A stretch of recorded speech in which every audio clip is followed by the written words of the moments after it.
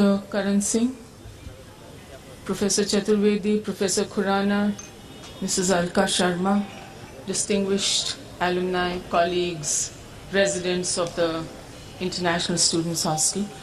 May I first congratulate you on the occasion of the Golden Jubilee. It is certainly a landmark achievement in the history of any institution. So congratulations very much for it. I would also like to congratulate you. I believe today is the formation of your alumni association. So congratulations for that. As I was, on a lighter note, as I was sitting here, I was reminded of a शेर.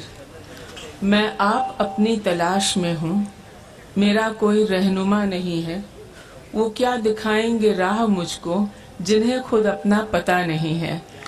तो मैं सोच रही थी कि मैं यहाँ हूँ क्यों. But anyway, I have made a pleasant soft landing here, and I am an alumnus of this university, and of course have had a 37-year association as teacher and principal of Hindu College, apart from the other years as an undergraduate and postgraduate student. So I'm always delighted to be here, and functions are always very familiar to me in the course of the years that I have spent here.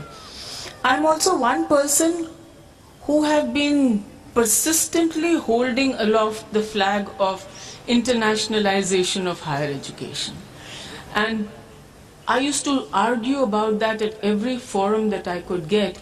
And for 2 years, I ran a study abroad program out of my hip pocket, so to speak, with the help of colleagues. It doesn't exist anymore. But we worked very hard, Mrs. Suchitra Gupta is here, to making a very good semester program with very detailed courses and reading lists in various subjects. That program exists. It must be there in some files of Delhi University in various departments. And uski talash bhi shayad kabhi khatam zarur ho jayegi, and it will come to the fore. But why I used to do that is really a personal reason, because in 1984, we went to Vancouver. My husband was posted there as Consul General, and we landed on the day of Operation Blue Star. And on our pulses, we realized, because I used to go to the university, that how much dissemination of false information there was. And one reason was that, while the elder generation may have been successful, Dr. Karan Singh talked of the model minorities of America and North America and all the wonderful things they have done. We used to worry about this. What about the second and third generation? Because the first generation always has its ties to its home, to its roots. The second generation grows up there. The third generation, and you lose the language. By the time you reach the third generation, there is no reason for them to come back except as tourists. And so what began as a very emotional bond gets lost. And it was to this that I would address myself. Again, globalization. We always think of globalization as an economic term, and where, there'll be a lot of trade and a lot of commerce and whatever else. However, you can't do business with people you don't understand. And with an increasingly small world, it's become very compact. At the touch of a button, you can get your ideas all over the place. You can be working somewhere. Sitting in one country, you can be working in another country. The husband may have one passport, the wife may have another passport, the children may have a third passport. In the problems of private international law, since I also did my law from this university, it was a much neglected paper. But that is the paper most in use, because alimony, divorce, custody, maintenance, inheritance of property, and it all becomes very complicated in a globalized world. So my issue was that unless we understand each other, and that can only be done through education and culture. Dr. Karan Singh is here. Festivals of India were an effort to do that. However, Festivals of India, while they were very successful, also emphasized a little bit of the exotic India. And then they have a spin-off, but then they finish. But education is a continuum because it's a power of ideas. And when we interact with each other, we live with each other, then the kind of friendships we never make otherwise. I always say that when we are students, we make friends. After that, we only have colleagues. We don't have friends. So, that kind of bond that comes, and that was my issue. And since I had felt it on my pulses in 1984, it had a long gestation period. And I really felt that if India has to make its presence felt in the world, its history goes beyond its frontiers, as Dr. Karan Singh has also told us.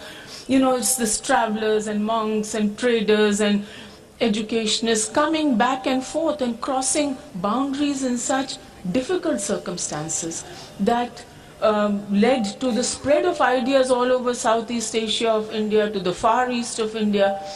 And there is no reason why we are not doing this anymore. I will end by telling you a small paragraph that I got from when I was doing my book on internationalization of higher education, from the then foreign minister, Nguyen Dinh Nien of Vietnam, who was an alumnus of Banaras Hindu University. He's written a very touching letter, actually it's an address when he was given honoris causa from his alma mater. But I just want to say a few lines here.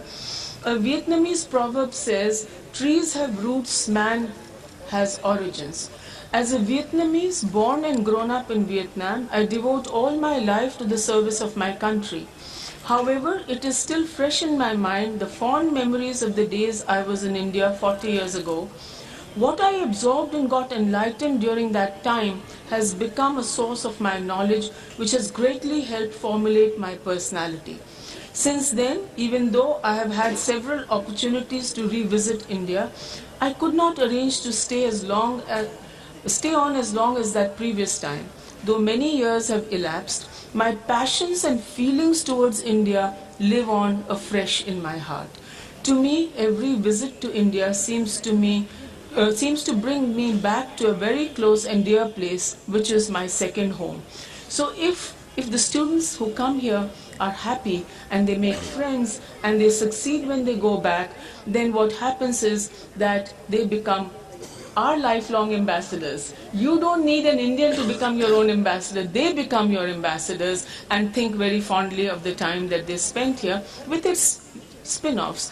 I also got the president of Malawi, who was a student here, and many other letters I managed to track down of people who had very high positions who had spent their time here. With this, I congratulate you once again and wish you all the success in your future endeavors. Thank you very much.